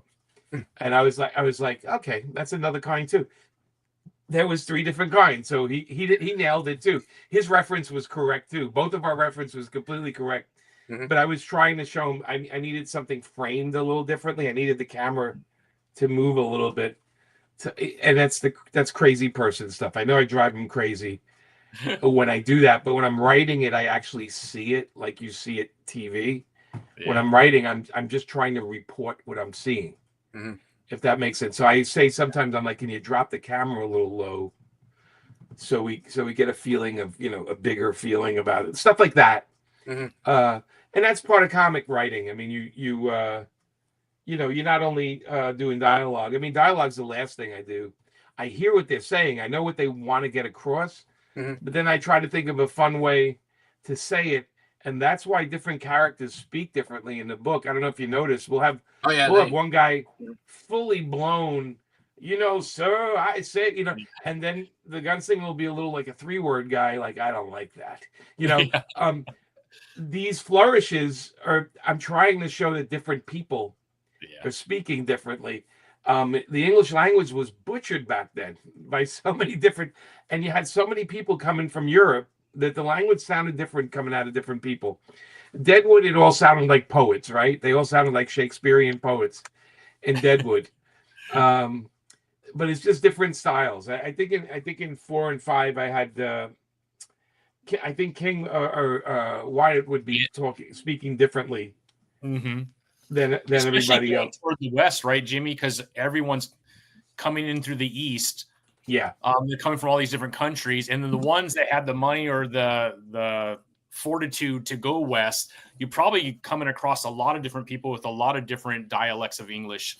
I would. Yeah, think, I mean, right? we're a country of immigrants. We still are. Mm-hmm. People seem to forget that lately, but we are a country of immigrants, and I'd like to remind everybody that every immigrant did not go through Ellis Island in the United States. Mm-hmm. The news would like to make you believe that everybody came in legit from places, but up until the beginning of World War II, we had boatloads of people escaping Germany, escaping Northern Europe. And they were just coming in any which way they could because they wanted to get out of Hitler and all that. World War II was happening. We've always been the country of protecting everybody. And and again, we're not getting too political. If you're in the country illegally, you're still the Constitution says there's due process. Okay, it's not going to kill you to give a person its day in court if they're not supposed to be there. They have this day in court, and that comes up, then they have to go. But we are a country that believes in due process. But we weren't always a country that had due process. And it was a brutal time. And I think what you guys will appreciate is the Once Upon a Time in the West movie does have some of that in there. It's interesting. Yeah. Just people coming, this was the opportunity. People that had nothing to lose came here and said, well, I can get a piece of land and, I could just take my kids. My grandfather came over years before my grandmother because he wanted to make sure he found a place and then got a job. And once he found a place and got a job, he paid for a ticket for her to come a couple years later. He was by himself for a couple of years. He went to New York, and then he got a job. He was working in a newspaper, and it wasn't until he saved up enough money, and he sent the money back to Italy, and she took a drove and then took a boat, and they did come in Ellis Island, those two, because they came through New York. But what a story! Like, imagine having to leave your wife and kids for a couple of years so you can establish a new life somewhere. It's such an interesting story, and I hope to cover some of that too, because there is some of that in the story. For sure. Yeah, Superman is an immigrant. Absolutely, he's not from here. He did not go to Ellis Island though, but he kind of snuck in and went with some parents. Got some parents. Yeah. I don't know if he's illegal, but anyway, I did see the trailer today. Yes, did you guys see it? I loved it. I enjoyed it. I'm really excited about this. I'm a big DC guy though, so I'm maybe a little biased, but I'm really excited for it. I've liked. I noticed they took out. Did you see they changed? When in the first trailer, somebody throws something at Superman, it hits him and he flinches. In the new trailer, it hits him, he doesn't flinch. Yeah, which I kind of see that's probably how it should be, right? I can't imagine. Yeah, no, I think it should be exactly that. Yeah. But I like that they did that. Like they said, oh, we screwed up. Like we and they fixed it, right? Yes. Which I'm thinking every time they put out these trailers, there's some guys in there looking at every single thing people are saying. You know what? We can still change that digitally, and let's. Yeah. I think it's I think it's just interesting. I thought the trailer looked fun. I mean, did you guys see Thunderbolts? Yes. No, I saw it last week. That was better than I thought it would be. I thought it was gonna. I didn't know what to think, and I actually was like, I enjoyed it because it made me laugh a lot. And then I left the theater feeling good. And I'm like, oh, not every movie makes me feel good. Like this one made me feel good by the end. I was like, oh, okay. That's fun. Yeah. I mean, it wasn't my favorite movie from Marvel ever, but I enjoyed it. It reminded me a lot of Suicide Squad. It kind of gave you that kind of feel and a vibe. It was definitely a PG version of The second Suicide Squad was the most R-rated superhero movie I've ever seen. I mean, it had male frontal nudity. It had excessive violence. I mean, that movie was brutal. Yeah. That second Suicide movie. People never talk about how brutal that movie is. Very much so. It is like straight on murdery. Yeah. Well, even the Peacemaker TV series is pretty raunchy as well. So that's a lot of fun, actually. The Peacemaker. It is. I can't wait for season 2. So with even with this room full of stuff, the last superhero movie I watched was Endgame. I don't watch any of the superhero movies that have come out. I have not seen it. I have not seen. Really? Why not? I don't care for them. You don't like them? No. The only reason I got into this is because I found the comic. So okay. Before Spawn, I was not into comic books at all. So you didn't see the last Batman? No. Okay. I have not seen any superhero movie since Endgame. Nothing. Yeah. Because the last Batman felt like a Frank Miller. It just seems like they just keep ever since Endgame came out. It's like they just keep pumping them out, and they just got stale. And it's the same stuff over and over again. I just didn't care for it. So I mean, if Thunderbolts is something different, then I might go see it. But Thunderbolts is a little different. I will say that. Oh wait, I watched The Boys. I'm sorry, I lied. I watched The Boys. I do watch that. The Boys is great. Yeah, but it's only got one more season and it's over. Yeah, but I do watch that. I'll take it. I'll take one more season. Yeah, it's a great show. I feel like these kind of movies, we're not supposed to be watching them for 30 years or 20 years. Like I feel like a lot of them are made for younger people, which is okay, right? Mm-hmm. It doesn't cost me anything. I will say the second Suicide Squad, I felt like somebody made that custom for me because it did stuff that I never thought I'd see in a superhero movie. Like it was brutal, and Margot Robbie like stole that movie. I mean, there's a whole scene where she's just murdering people, and I was just like, this movie's so like nothing I've ever seen in a superhero movie. That one you might want to check out, the second Suicide Squad movie. Okay. It's not only bizarre, and they have the giant Starro running around. I mean, it's bizarre in a lot of different ways. That I will say it's nothing like any other superhero movies. It felt like I want to say a 70s movie. It felt like a really gritty 70s movie. Like they're just on a mission and screw everybody that gets in their way. You know, there was nothing heroic about that movie. Okay, all right, I'll check it out. And if you like The Boys, I want to say it's kind of like it's very much in that vein. Very much The Boys influenced, meaning But anyway, what's crazy about The Boys is the comic book is way worse than the oh series. my god, way worse. I mean, if it's Garth, of course. I mean, you thought the orgy episode was bad on TV. The comic is way worse. They did pick and choose out of the comic what yes they did I was laughing because I'm like, they're not going to show that, are they? And then they didn't. I was like, oh, okay. Actually, Amazon, they tried to do a little bit more that was aligned with the comic, and Amazon said we can't do it, just too far. We just can't go there. And you see how bad it is already. You can imagine what they're trying to do.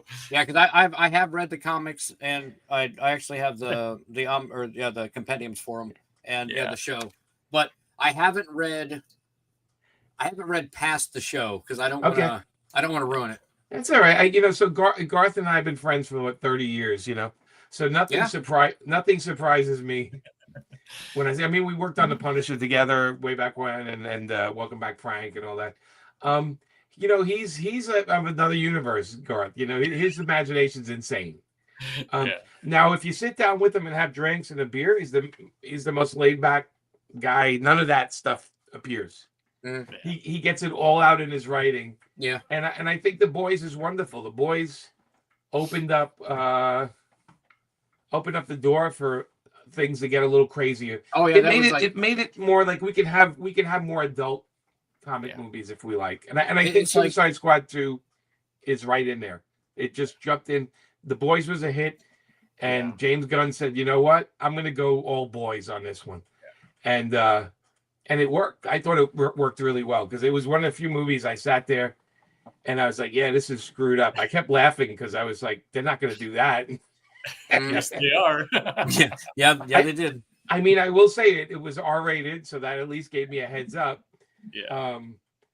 Like I said, I think we're not supposed to enjoy all the movies. I don't think I can't watch. I haven't watched I remember seeing Green Lantern and hating it so much. I never want to see another Green Lantern movie. I remember that. And the second Wonder Woman movie to me was a complete why? Why did the first one was fun? Why did you do that for the second one? What was going on? So it comes down to me. A lot of this stuff with the movies is who's doing them, who's making it, who's directing it. The JLA movie, I watched the long version because I had a couple of friends of mine that told me you have to watch the long. I did, and I can't get that time back anymore. It was big and it kept moving, but it didn't move me. There were scenes I liked, but as a whole, I can't tell you who the villain's name is, and I don't really. Yeah. I just remember he was a lot of bugs flying around and stuff, So I don't know if all of it's made for us. I think as we get older, we get picky. And we like different things. We have nowadays we have stuff like The Boys that's on TV, and all kinds of things we can watch. But I like one of my favorite things about the issue 5 was the knife to the eyeball. Oh yeah, the image that Todd and Marvel fought over. Yeah. So I do like that that's in there. Chad did a nice job. I mean, that looks painful. Oh yeah, very much so. I just figured after everything getting thrown at this guy, when he gets out, he's gonna have a good shot right in the guy's eye. There's a funny scene. I don't know how clear it was. Where you have plenty of funny scenes. Oh, he threw the axe and it went through the tent and hit the guy in the back. Oh yeah, it kills the guy in the back, and then that was feeding the lion. And the next time you see him, his face he's all ripped off, and the lion looks like he's I don't know what he's got a face on him. I was laughing at that. I'm like, going, the lion looks like he got caught off guard in that thing, Like there's some more food running by, but he's stuffed. Hey, so I do have a question that's close to that page or in that vicinity. It's so which page is it? It's the page right after he pulls his mask off, and then he's talking to him on the wheel. It's the second page where it's hold on, this one right here. He says, "Oh yeah." When he says, "Almost got your fiddle there," is he talking about hitting his hand, or is he talking about like plucking at his heartstrings? No, And I think that's what it said. It says, "Almost got your fiddle." That was like an old saying. So, and then it says going for 2. The reality of that, and I think that might be on Chad. Okay. The shot was supposed to almost hit him in the crotch. Oh, yeah, it does. When I saw fiddle, that's what I thought it meant, but then it doesn't happen, or it Right. happened before that. Yeah. It happens later. I don't know. I don't know what happened there. But I like that you were reading it as something else. Now, Well, see, when I read it, I looked up. I was like, "Got your fiddle." So I looked it up, and it means like, kind of like coaxing somebody or kind of like egging them on. yeah. So I thought that's what you were saying. Like he's trying to piss him off. Is basically what he's saying. Is what I thought you were going for. Yes. That's what I was going for. Okay. All right. Then you nailed it. You nailed it, Jimmy. I just thought that was like a turn of phrase that wasn't very common. So I looked It was up. was probably it was, you know what? When I wrote it,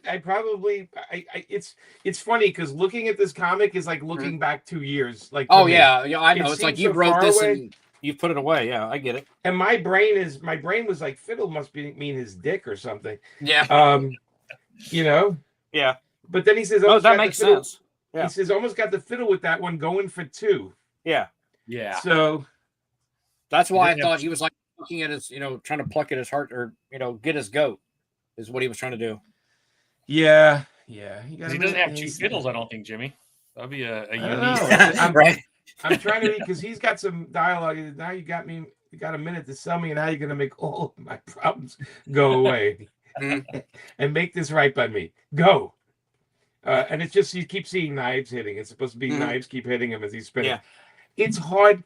It's hard to draw something like that, right? Because you have to have that blur effect. And Yeah. if this was a film, I know exactly how to shoot it. It would be so nerve-wracking. Yeah. Because he'd be spinning so fast and getting hit, we would just start to see the spinning turn into a red blur of blood.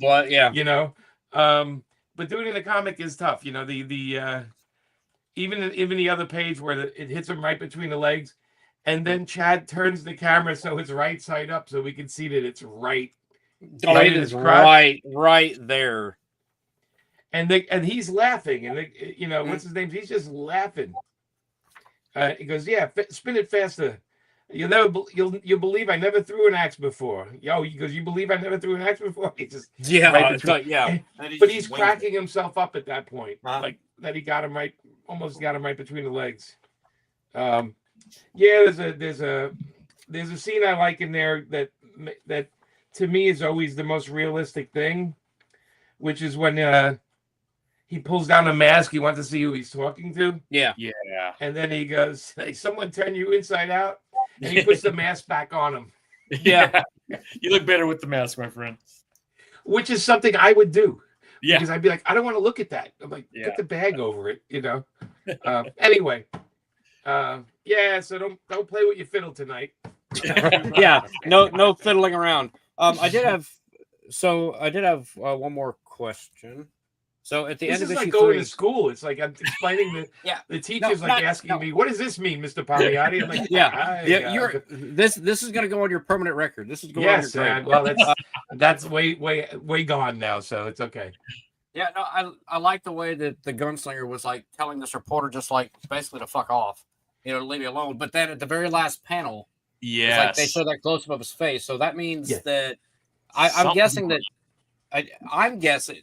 You don't have to tell me if I'm right, but I'm guessing that that's the changeling or that's following him he keeps jumping from place to place where he's going. Yes. So if you look at and if you go back and read all the parts with him, yeah, he's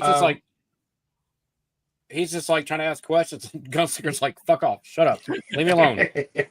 Like, but he doesn't let him. He's just getting in there. He's like, Yeah. he's trying to be. He's like a reporter. He's like, trying to get his story, and he's like, "No, leave me alone." Because that's his job is to agitate and instigate. Oh yeah, right. yeah. So So he's doing what he needs to do. That's why it has the green glow. It's kind of it's very and then without beating you over the head too much. It's trying to tell you like that's him. It's like that's what I get. I like the subtlety of the way that you introduce things, and he's there. He's always around somewhere. Yeah, it's not like in your face. So that's kind of what I figured. But also like I like the Post-its. Hey, oh yeah, dude. When I was reading this, they're covered. They're full of it. So like the dream sequence, or like the little nightmare that he has, about Amy, is that just like in his mind's eye? What, like, is that just like his torment? Because like obviously he doesn't know what happened to her. Yeah, he does not know. No, he doesn't know like if she's dead. What issue is that in? What issue is that? Issue 2. It's right in the middle. Okay, yeah. So, because I'm trying to think, because that was a push out from. It's just like a. Yeah. It's the page the transition from the the page before says nothing. Yeah. He's saying as a kid, nothing will ever separate us, nothing and no one. Mm-hmm. Yeah, and then she says, they used me. You went away and they used me. You said you'd always protect me. You lied. Mm-hmm. All right. So there's guilt, right? Yeah, so that's just like his manifestation of his guilt, like, because he doesn't know what happened to her. Right, but he does know. There is the knowledge of when they got separated. Oh yeah, okay, yeah. Right, and that's told, and that's told a little in the backstory. And then she says that dream you carry in your heart is the only fire you have left. Wow. And then she's begging him. She goes, release me, let me go. Mm. Right. Because he's never going to be. Oh shit. She's telling him to let go of her. Like, stop. Exactly. Like, I'm gone. Move on. Well, so it's in his head, right? Yeah. So he's trying to tell himself to let her go because he's tormenting himself. It's not her saying it, right? It's right. Yeah, right. It's his theater. It's his theater saying, you can't be. This cannot be the only reason you live. Mm-hmm. Is to make up. His only mission. Right. So his nightmare in that, and even the scene before where she's basically their children, and there's a panel. She goes, Father, tell her to stop showing up. The daughter is very smart. The sister's very smart. Mm-hmm. The brother looks up to the sister, and she says, he goes, Father, tell her to stop showing off. And he goes, I will when you stop showing off how dumb you are. And it's a dig because of something he can't do. And yeah. And now we know. Yeah. And then he goes, Father will be fine. And I'll always protect you no matter what, even if you are a show off. And then he just promised that nothing will ever separate us, nothing and no one. So this has everything to do with why the obsession, right? What he's dealing with guilt in his own head because of what happened. He's taking the blame for it at the same time because he's not going around, they did this, they did that. He's like, where is my sister? And why, I want her back. And then in issue 5, Wyatt says something to him, and it's just him. He's, this is the demon. He turns into the demon, and the demon says, "You'll never see your sister again. It's too late. You'll never see your sister again. You're too late, Gunslinger." And what demons do, right? is they understand, they play with their Oh yeah, yeah. victims, right? So it's sort of his, even though he's not physically killing him, he's Mhm. putting his finger into his It's wound. Yeah, Mm.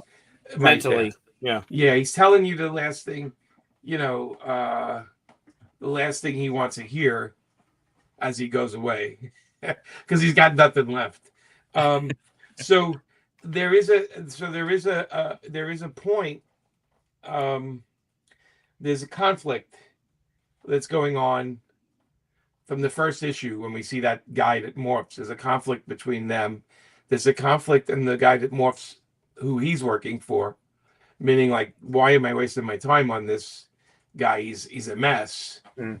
And then this gunslinger that is trying to decipher everything that's going on, but everything's happening really quickly. You notice that this character hasn't had time to sit with Yeah, who he has is. not. He has not had time to like have a mental breakdown. Anything. Right. He's just going, like he's just going through it, and He's surviving. He's oh surviving. yeah, he is. I mean, he's just purely He's- on like instinct. Just like he has to keep going. He's not winning in these books. He gets away, but he's not Very true. winning. He's not Yeah. winning.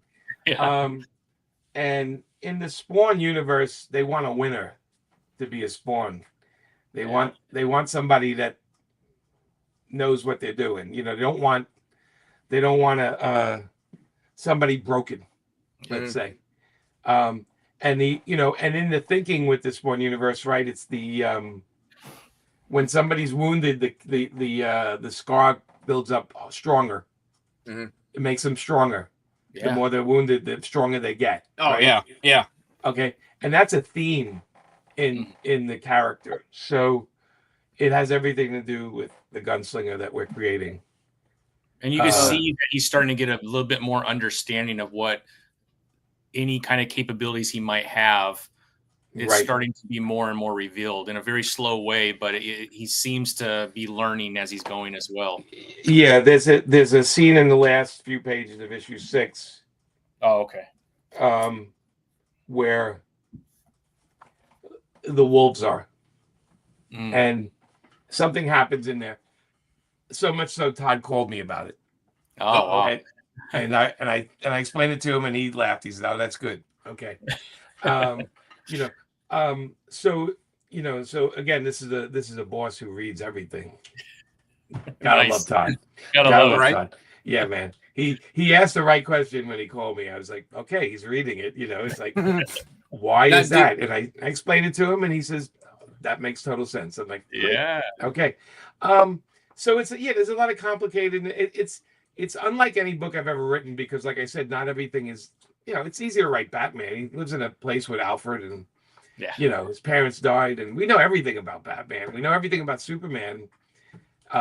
In a way too, except we don't, except his sexual activity. We don't really know his sex life. That's where The Boys comes in, right? Yeah, the boys comes in. Yeah, The Boys fills that in for us. So it's still, it's a fun book for me. I love that you guys are chewing it up, reading it and then putting post-its on pages. It's more than I do. I like that. Oh yeah, but I have plenty there. So I did want to ask, like so we talked to you after the first issue, and now here we are. 6 is coming out next week, and I know you said you're already working on writing other issues. Yeah. How much more confident are you now in like the longevity of the story, and where you see this character where going and what you're allowed to do with him? I do a podcast like this with you guys, and I get a little more confidence because I see that it's landing right. When I'm writing it, I'm always a little nervous that I'm going to do something wrong, or somebody's not going to catch something I did, so I'm very nervous about that, because that I just want to be better than that. Right. I want to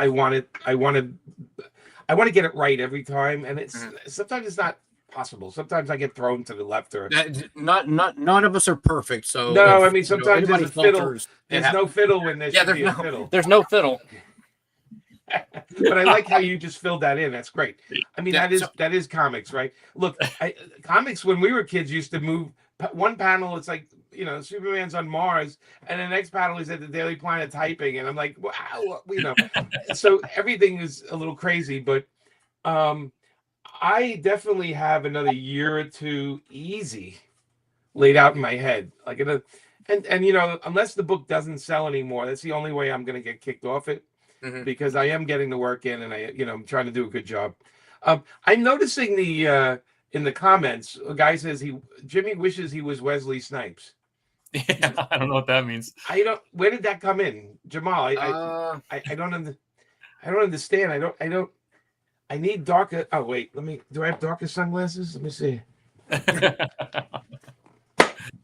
All right, maybe this will help, but Oh, there it is. Yeah, dead ringer. I don't know what that is. Jimmy Dead go? ringer. Yeah, let me just go out in the sun for 3 Yeah, hours. yeah. I don't know what that in reference is, and do I want to? Do I wish I was Wesley Snipes? So I've met Wesley Snipes 3 times. Yeah. I had dinner with him. I had 2 dinners with him, and then I spent time with him at a party. First time I met him, I went to John Singleton premiere for a movie called Four Brothers, done years ago. Good movie. I've seen it. Yeah. Yeah. It was a remake of an old Western. And first time I met him, he asked me if he could be Black Panther in the movies. I was doing Marvel Knights. Second time I met him was at Comic-Con, and we had a dinner. It was me, Wesley, a director named Anton Fuqua, and another person who put the dinner together. And it was a couple of nights before he had to go to jail for the tax evasion stuff. It was a couple of nights before. And then the last time I met him, which was the funniest time, was when Amanda and I did a show in Monte Carlo. It was a show about creative people, the creative process. It was free to the people of Monte Carlo, and it was me and Amanda, Wesley Snipes, an astronaut, and a concert violinist. Oh wow! And we each went on stage and talked about what we do and how we entertain people. That was the thing. And That's cool. I sat with Wesley Snipes and his manager, or a guy that was with him, and he looked at me and I looked at him, and I said, we've had 2 dinners, or 1 dinner before, and I met you at John Single. He's like, and he looks at me, he goes, why ain't I Black Panther, man? Didn't we talk about this? And I'm like, yeah, we did. And his and now we're in Monte Carlo, right? Other part of the world.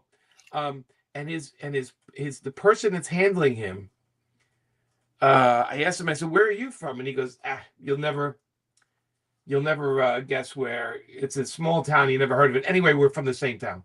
No way. He lives down the street from me. So random. He's telling me about town. I said, oh, they probably have like a main street and probably has this. And he goes, yeah. And I'm like, yeah, I know. I live there, man. He's like, what? That's awesome. Small world shit. Small world. But is there, and Comic-Cons in Ohio, I haven't been invited to an Ohio Comic-Con in a while. If they invited me, I would do it. We have how it works. How it works with us is people invite us, and you mean just don't show up with your own tables and banners and just sit down? Like a table strapped to my back, with a backpack of comics. Yeah, where do you want me? Let's see. What DC project would I like to see James Gunn do? Well, you know what? I mean, I would love to see him do Jonah Hex, but he'd have to call me and to work with him on it. Yeah. I think that guy's gonna do whatever he wants. He's James Gunn. I don't know. I mean, I would love to see him do a Harley Quinn movie with just Harley Quinn and just that wonderful human being, Margot Robbie. I'd like to just see that. Harley Quinn. I love her. She is a great Harley Quinn. But they need to have confidence in her. She's one of the best actresses we have. Let her put her in Coney Island, give her supporting cast, call me. We can knock out a story in no time, and it will be a monster hit because it's not going to be about everybody else. It's going to be about Harley Quinn. Yeah. And it doesn't need the Joker in it. I'll show you how to make it work. But anyway, but James Gunn, it's good, And I did like Birds of Prey, but she it was still a movie that had 3 or 4 other characters that it took away from the story. I thought they were kind of. It felt like they were shoved in there a little bit. Even though she was the main character, she was more the main character in Suicide Squad 2. Yeah, no, than for she sure. was in Birds of Prey. You know, that all said, I got to meet her a couple of times, and one of the times was on set when she shot the fight scene in the amusement park thing, and then Amanda and I got invited to her after party in London, and I went and I got to spend time with Rosie Perez, which was kind of cool. Yeah. Imagine Rosie Perez and I talking all that Brooklyn accent. Oh, yeah. All my crushes, though, all in one room. Yeah, it was crazy. It was crazy. Let's see. Marvel Knights. I still love play. Yeah, thank you. That was fun time. Marvel Knights was fun. I didn't do much in Max, but the Punisher was it. And excited for Young Guns 3. The movie? Yeah. I wasn't a huge fan of the first one or the second. I don't think I ever saw the second one. So I thought that, I thought they were, I remember it being entertaining, but I felt like it was all kids. Yeah. Like I felt like I was the same age as them in the movie, and I felt like, I don't know. It's funny. I remember Tombstone like word for word, but I can't remember Young Guns too much. Like I remember Emilio Estevez because we don't see him in too many things anymore. Yeah. Right, but was Charlie Sheen in that, or wasn't he? Yeah, not in that? He was. He was. They're all very young. Yeah. Yeah, I thought. I guess it was fun, but it felt like it'd probably be more fun for young girls. Yeah. Does that make any sense? I don't know. Yeah. Like what? I haven't seen it in 20-something years, so maybe I need to go back. I didn't know there was a second one though. Yeah. I don't know. What's the Hollywood animated show? My thought is the HBO series. Well, the Harley Quinn animated show. I wish they brought Amanda and I in to consult, and they didn't. Yeah. And the show is fun, but I feel like it should be called the Batman Universe show. Yeah. And then the last question there, we answered questions, right? Yeah. Will you be a part of Amazing Comics? Yeah. No, he hasn't asked me to be a part of it. What? But I help him. Promote it, and I push it everywhere I can because I want Joe to do really well. Yeah, for sure. Awesome. Yeah. He's doing his own thing, man. It's okay. It's all right. Yeah. He's got some heavy hitters working for him. I don't think I'm in the same level as those guys. So whatever. It's all good. It's all good. I want him to do well. So I've been pushing it. Every time there's a press release, I bounce it out there. Because I was able to be at San Diego Comic-Con when they announced Amazing Comics with Mark London, and everybody was there with Mad Cave, and it was awesome. And the joy on his face watching him be able to talk about that. And great. His crazy trailers that he did were like a bunch of with the cows and everything. Yeah. I'm currently working for Mark London because he's putting out the Pop Kill books. Yeah. And the first issue did over 55,000. Nobody saw that coming. No, I think it's exploded. It's we never expect. I mean, I did them as Kickstarters, so whatever my limited audience was. But if anybody hasn't picked it up, it's basically a comic about 2 competing soda companies. Yeah. And the spies they hire to kill each other. Awesome. It's adult. It's not for kids. Yeah. There's nudity. There's graphic violence. It's a crazy idea. Dave Johnson came up to me about and said, "You want to write this?" I said, "Yeah, we can make this fun." But I didn't expect it to sell as much as it did. So I'm very happy, and Mark London's very happy. With the Mad Cave guys are doing a pretty good job. Oh, they're doing an incredible job with all the titles that they are putting out. I mean, yeah. I'm really happy. Mark is another, I think, a really good person. He's a great guy. I like him. Yeah, me too. Well, Jimmy, we've been with you for almost 2 hours, my friend. Yes. I cannot tell you how much I appreciate. I hope we could do this again, maybe at issue 12 when we have a full year in, and we can talk. I think 12 will be good because then you can. There's a lot of Post-its, so save your money. Post-its aren't cheap anymore. Yeah, I know, right? I'll just have to flip them over and reuse them. Yeah, reuse them would be good. Yeah. I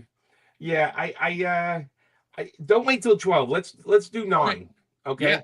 Because I think this is for me. It's like talking out the book for me. So it really, I wish I was writing the new one the minute after I got off the phone with this with you guys, because I feel like now I got fuel, but I have to finish this other thing in front of me, and it's chaos because I have so many notes. I have pages and pages of notes and character sheets and I'm trying to figure out relationships. There you go, relationships. And So what's gonna happen is you're gonna accidentally mix your cards together, and then you're gonna send it to Todd, and he's gonna be like, "What's going on here?" And you're like, "Surprise crossover! Yay!" I have not done that yet. Oh no, I don't wish that on you. I'm just saying, they're color coded, so I make sure they're separate. But I tell you, in order to make a living, you have to do a lot of work. If I told you what some of these books pay, you'd buy me a sandwich. Well, anyway, thank you for having me, guy. What's that? I appreciate you writing this book, and as a fan, as a fan of Gunslinger, I'm not one to sugarcoat things. I mean, even though you're sitting right in front of me, I would still tell you if there was something that I didn't care for. Yeah, but I'm really happy with the book. I love what you're doing with it. So as a fan, I just want to say keep doing what you're doing. It's great. Thank you. And when you catch stuff, it's fine. I don't get mad at it. I beat myself up over it a little bit, but I don't get mad because I think the worst thing you can do is be in your own head and not have outside people. Yeah. So I am a person that sits at the con, and everyone that comes and talks to me, I listen to. And there's a lot of valid things they're saying, and I'm like, okay, that's how I learn, man. I don't push it away. My social media is the same way. As long as you're polite to me, you can talk all the trash you want. The minute you start cursing me out, then that's when I say, okay, now you got to go. Or usually it's a sign of the person losing the conversation. They have to. When somebody calls you a moron, I really don't have much patience after that. So if somebody drops the thunder cunt, you're out. You're like, I'm done, right? The cock juggling thunder cunt. Yeah, that's right. Cock juggling thunder cunt. You got to get the whole thing to get the full effect. To write that piece of dialogue and have it appear in a movie, it's amazing. That's gold. Kevin Smith years ago, he said you won an award, and I said, for what? And there's a scene in I want to call it, the name of the movie's Perfect Murder. It was Michael Douglas. It's like a long time ago. Oh yeah, the Perfect Murder. Yes, I remember that. Yes. There is literally like 3 frames of the movie where Michael Douglas is coming out of the train station near it's on 34th Street. What is Madison Square Garden? Mm-hmm. And Joe Quesada and I were sitting there. We didn't know they were shooting a movie, and we're waiting to meet somebody to go to the basketball game or something, right? And a guy comes over, he goes, hey, listen, we're shooting a movie here. Can you guys move? And we said, no, we're waiting for somebody here. Just shoot around it. We're not in the way. And he goes, no, but technically, can you just stay there? And I'm like, we're waiting for somebody. So just shoot what you got to do. So we weren't paying attention. But they shot a scene and Michael Douglas walked by me and I went like this, right? And for 1 frame, it's in the movie. And me give it that. Oh, no, I have to watch it. And Kevin Smith said to me, he's like, you get a special award for that because you flipped the bird in a movie really quick. And I was like, I did? I said, the guy pissed me off. So when he went by, I just went like that. And it's right there. And if like we're talking about, it goes like this, but if I froze it and you looked at it, you'd be like, oh yeah, that's Jimmy giving the finger right there. I think I'm like that or something. I went like that. Hysterical, but I just remembered it because this guy wrote what happened to Kevin Smith and Sam and Twitch show. There a show with Kevin Smith? Obviously Kevin is a big comic book fan, and there was talk of doing a Sam and Twitch like a crime noir TV show, right, which didn't happen. So, but yeah, that would be cool if it did, though. I would love to see. I'm like you guys. I'm still waiting for the next Spawn movie. I'm waiting for that. It seems like it's finally moving along, and that might be why King Spawn, the comic book, has changed tone a little bit as they prepare for the movie. But we're starting to get some images of things that they're working on. So I'm hopeful by the end of next year. It looks like it might be a 2027 thing, just because there's been so many delays, and everything that could go wrong in the movie industry went wrong right when he was about to start. So everyone knows there's a lot that were out of his control that kind of pushed everything off. Absolutely, it's Spielberg said it best. It's a miracle when any movie's made. Yeah. That said, I'd love to see a Gunslinger movie, like the old yeah. West. Oh, Huge. How easy would that be? You know, that'd be great. All right, I got to go eat. Otherwise, my wife's going to murder you, me. Jimmy. So, Yeah. good seeing you guys again. Good having you. I'll be in touch. Yes, and what did I tell you guys to send me? Yep. Send an email. I need the name and picture. I got you. Don't forget. Got it. All right, guys. Take care. All right. Thank you. Bye-bye, Talk soon, everybody. Jimmy. Bye. Thanks, Mark. Great being with you, my friend. Have a good one. Thank you, everybody, for tuning in. Yeah. Thank you, everybody, for tuning in, and we will see you soon. All right. Bye, everybody.